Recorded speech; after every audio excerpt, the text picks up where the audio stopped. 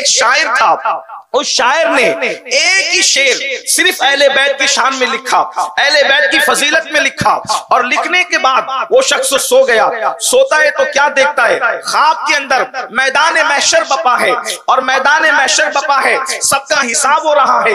इन जनाब शायर साहब का भी हिसाब हुआ अल्लाह की तरफ से। जो है वो जब हिसाब होता है तो फिर खुदा का मुनादी ऐलान करता है, इस शायर के अमाल अच्छे नहीं है, इसलिए इसको जहन्नम में मुंह के बल घसीटते ले जाओ। जैसे ही अज़ाब के फरिश्तों ने उसको जहन्नम की तरफ ले जाना चाहा तो अल्लाह रब्बुल इज्जत की निगाहे करम उसकी तरफ मुतवज्जे हुई, और अल्लाह पाक ने इरशाद फरमाया। सब्सक्राइब कीजिए हमारे चैनल नूर रज़ा को और बेल आइकन को प्रेस कीजिए, जिससे आपको हमारी न्यू वीडियो की नोटिफिकेशन मिलती रहे।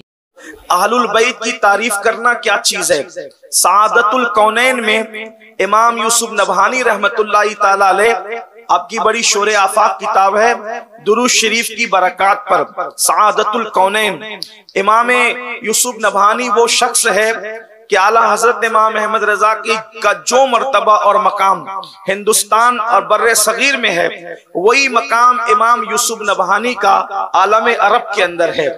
अहले अरब आपको 14वीं सदी का मुजद्दिद करार देते हैं। इमाम यूसुफ नबहानी इतनी बड़ी हस्ती है कि 70 मरतबा से ज्यादा आपकी अहलिया ने रसूलुल्लाह की ज़ियारत की है। जिसकी बीवी की ये शान हो, उसके शौहर की शान का आलम क्या होगा। यही इमाम यूसुफ नबहानी है, जब बारगाह रिसालत में जाते थे तो कभी सुनहरी जालियों के सामने खड़े नहीं हुए, बल्कि हमेशा चौखट पे खड़े रहते थे।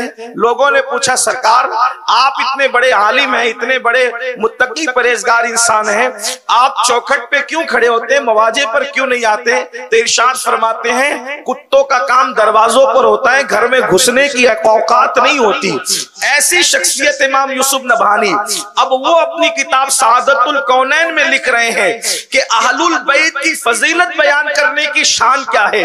एक शायर था, उस शायर ने एक ही शेर सिर्फ अहले बैत की शान में लिखा, अहले बैत की फजीलत में लिखा, और लिखने के बाद वो शख्स सो गया। सोता है तो क्या देखता है, ख्वाब के अंदर मैदान महशर बपा है, और मैदान महशर बपा है, सबका हिसाब हो रहा है।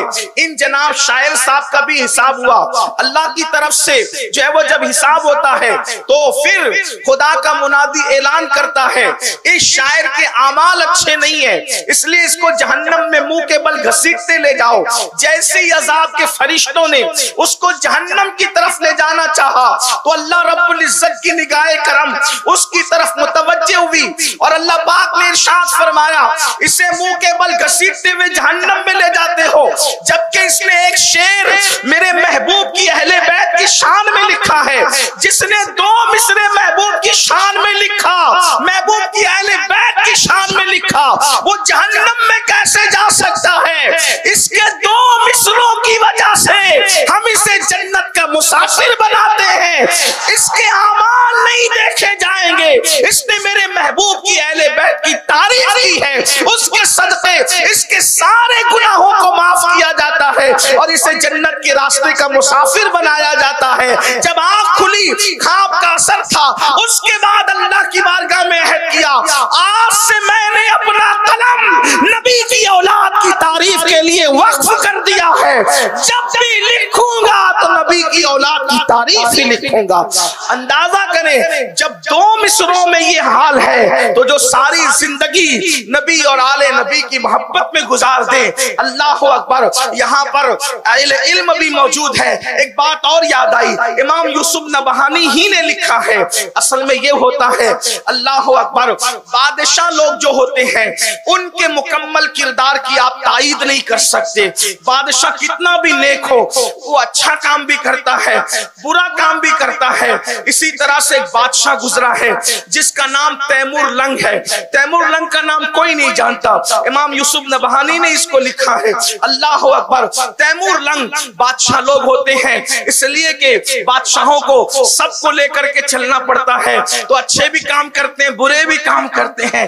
हाजी आरिफ नसीम साहब जैसे लोग सियासत के मैदान में कम होते हैं। अल्लाह ताला जो है उनको बरकतों से नवाजे और मजीद अल्लाह मजहब व मसलक पर इस्तिकामत अता करे।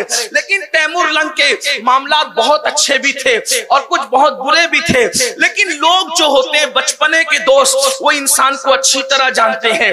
बीवी, माँ, बाप, भाई, बचपन का दोस्त, ये इंसान के मुकम्मल किरदार से वाकिफ होते हैं। तैमूर लंग का इंतकाल हुआ।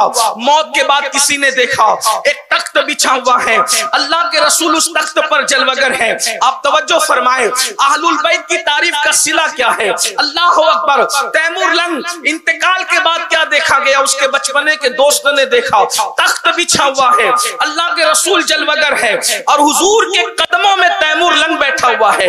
आप अंदाजा फरमाएं, शायद दुनियादार लोगों को इसकी अहमियत का अंदाजा ना हो कि रसूलुल्लाह के कदमों में बैठने का मकाम क्या है। खुदा की इज्जत की कसम, करोड़ों जन्नतें कुर्बान कर दे आशिक, अगर रसूलुल्लाह के कदमों में एक लम्हा बैठने का मौका मिल जाए।